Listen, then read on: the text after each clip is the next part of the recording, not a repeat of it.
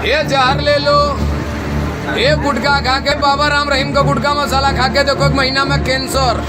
गुटखा खाओ, दांत सड़ो। आपको माँ बाप मना करते हो तो मान देना चाहिए, कोई बेचने वाला बेचे तो नहीं खाना चाहिए। पान मसाला, वो इल्यूसिव गुटखा जिसके बारे में ख्याल आते ही मुंह में लार टपकने लगती है उन लोगों की जो इसकी तलब के शिकार हो चुके हैं। पता नहीं क्या सनक है, क्या ऐसी क्रेविंग है जिसके चलते गुटखा खाने वाले बिना गुटखा चबाए दिन में पॉटी तक नहीं कर सकते। ये एक अलग किस्म की सनक है दोस्तों, जो हमारे देश में काफी सारे लोगों को अपना शिकार बना चुकी है। ये नहीं मालूम कि जो ये गुटखे होते हैं इन्हें बनाने में कितना खर्च आता होगा और कितना मुनाफा होता होगा, लेकिन इतना हम जानते हैं कि इन गुटखों को खाकर जो पीक, जो समझ रहे ना, जो पीक दीवालों पर और जगह जगह पर जहां चाहे आप वहां जो मारी जाती है, उसकी सफाई और उसके ऊपर पुताई करने के चक्कर में देश के करोड़ों रुपए जरूर खर्च हो जाते होंगे। लेकिन फिर भी सनक है, तलब है, एक अलग ही क्रेज है युवाओं में। चाहे पेंटर को पकड़ लीजिए, चाहे किसी आर्टिस्ट को पकड़ लीजिए, चाहे किसी बड़ी हस्ती को पकड़ लीजिए, सब शान से पान मसाला चबाते हैं और उसके बगैर नहीं रह सकते। जानते हैं इस बीमारी होती है लेकिन उसके बगैर नहीं रह सकते। तो ऐसा क्या मिलाती हैं, ऐसा क्या रहस्यमय इंग्रेडिएंट्स होता है इन पान मसालों के अंदर कि कोई भी जो इसका आदी हो चुका है वो इसको खाए बगैर नहीं रह सकता। आइए जानते हैं कि क्या है वो इंग्रेडिएंट और किस तरीके से ये जो मसाले हैं वो बनाए जाते हैं कि आदमी इनको खाए बगैर रह ही नहीं सकता। चलिए जानते हैं। दोस्तों, हमारे देश में पान मसाला लोगों की रोजमर्रा की आदतों में शुमार हो चुका है। इनमें एक से एक ब्रांड है, मतलब ऐसे ऐसे ब्रांड है जिनको शाहरुख, अजय देवगन और पता नहीं बड़े बड़े जितने भी फिल्म स्टार्स हैं, सुपरस्टार जो कहते हैं, वो इनका प्रमोशन करते आपको टेलीविजन में रोज दिखाई दे देंगे।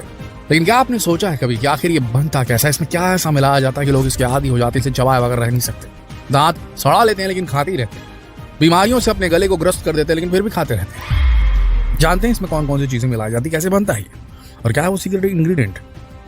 हालांकि लीगल तौर पर देखा जाए तो भारत सरकार की ओर से तंबाकू युक्त पान मसाला बेचे जाने पर बैन लग चुका है, लेकिन बावजूद इसके आखिर कैसे ये पान मसाले खुलेआम न केवल बेचे जा रहे हैं बल्कि टीवी चैनल्स पर इनकी एडवर्टाइजिंग भी की जाती है।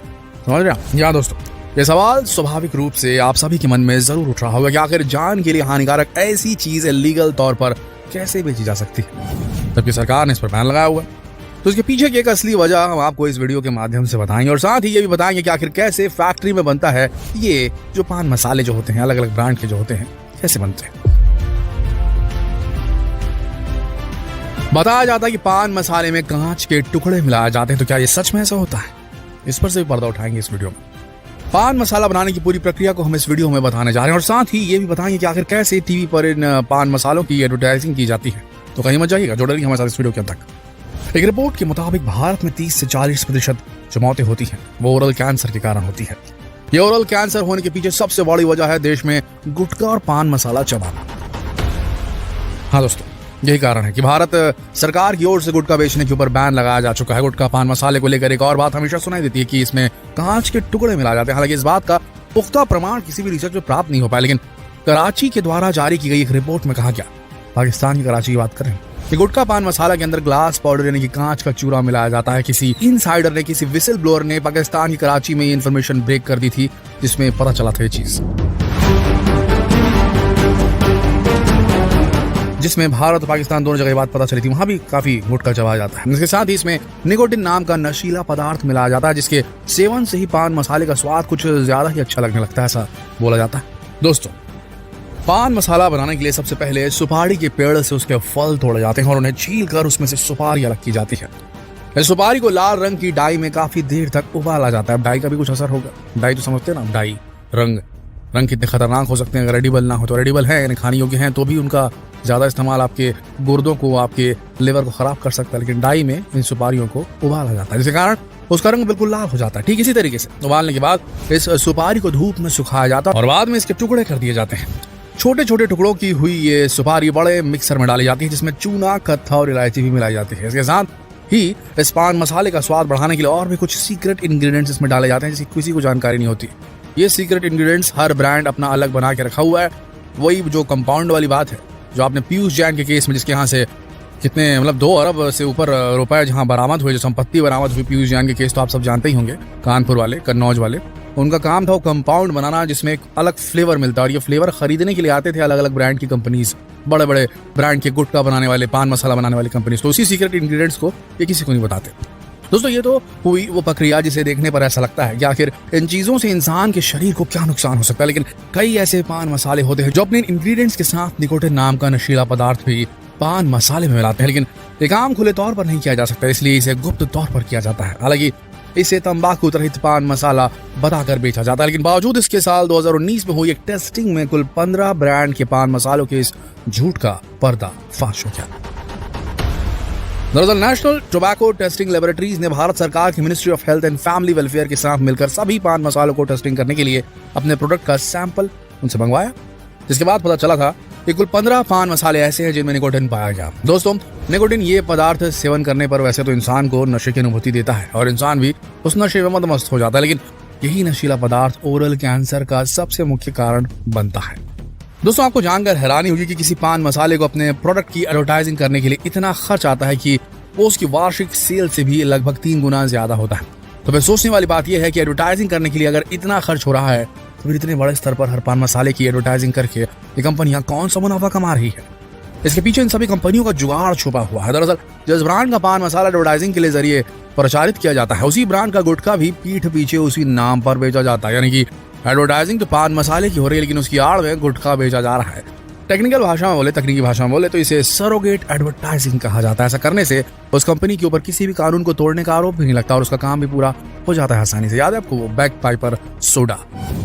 अब बैक पाइपर की कौन सी चीज मार्केट में ज्यादा बिकती है, सोडा या शराब? आप समझ सकते हैं। तो जो विज्ञापन आते थे वो सोडे के आते थे, जिसमें बड़े बड़े फिल्म स्टार आपको नजर आते थे, back Piper soda, back Piper soda. लेकिन बैक पाइपर तो कुछ और ही बनाता है, जिसका जो प्रोडक्ट, जो हिट प्रोडक्ट है वो तो कुछ और ही है, जो कि दारू है। समझ रहे हैं आप? तो इसको बोलते हैं सरोगेट एडवर्टाइजिंग। आगे बढ़ते हैं। आपने देखा होगा कि पान मसालों की एडवर्टाइजिंग करने के लिए ब्रांड एम्बेसडर के रूप में मशहूर अभिनेता अजय देवगन को चुना गया था।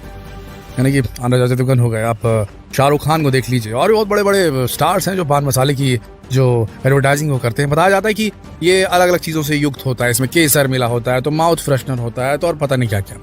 हालांकि इस बात से हर कोई वाकिफ है कि पान मसाला असलियत में होता क्या है। गुटखा बेचने पर सरकार की ओर से बैन लगाया जाने पर गुटखे की एडवर्टाइजिंग करना भी बैन कर दी गई थी। यही कारण है कि पान मसाला बनाने वाली इन कंपनियों ने अपने गुटखे को बेचने के लिए नायाब तरीका ढूंढ निकाला।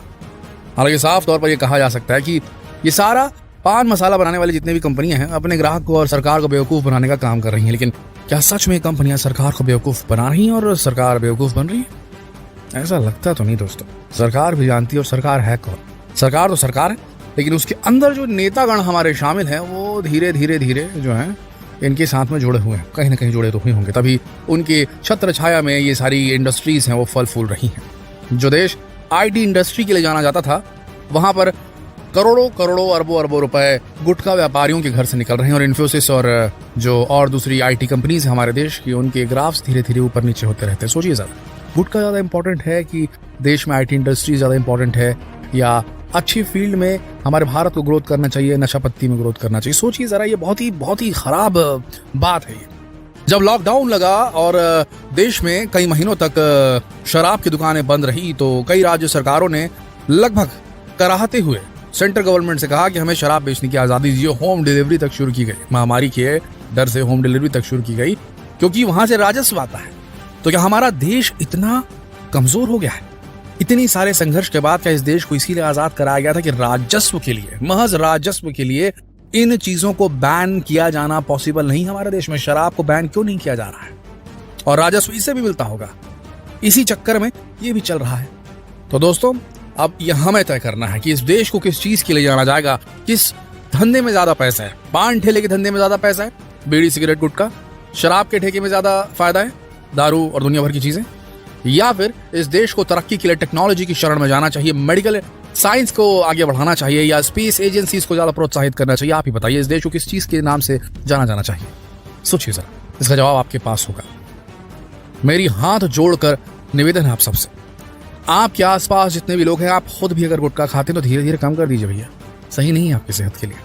बीड़ी सिगरेट गुटखा, तारीख भी 31 है, रेजोल्यूशन का भी दिन है, तो बिना आखिरी शॉट मारे, है ना, समझ रहे आप मेरी बात, बिना ब्रेकअप डेट मनाए आप छोड़ दीजिए इसे।